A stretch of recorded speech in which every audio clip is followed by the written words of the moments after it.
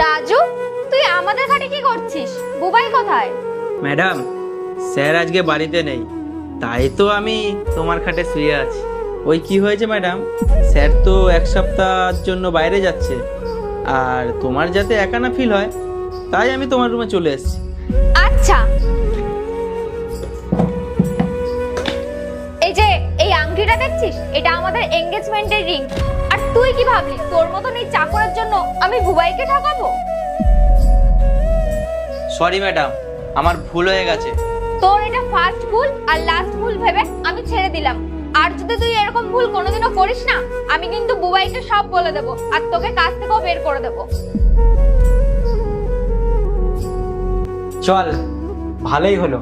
আমি যেরকম ভেবেছিলাম কোয়েল ওই রকমই। এর মানে স্যার, ম্যাডাম আপনার জন্য খুব লয়াল আর আপনাকে খুব ভালোবাসে। হ্যাঁ, এটা তো ঠিক, কিন্তু আমি এক সপ্তাহের জন্য বাড়ি যাচ্ছি।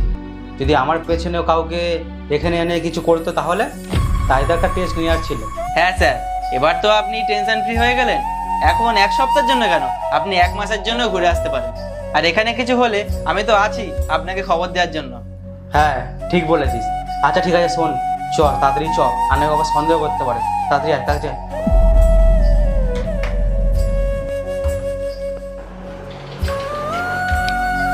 নেক্সট পার্ট চাইলে কমেন্ট করো।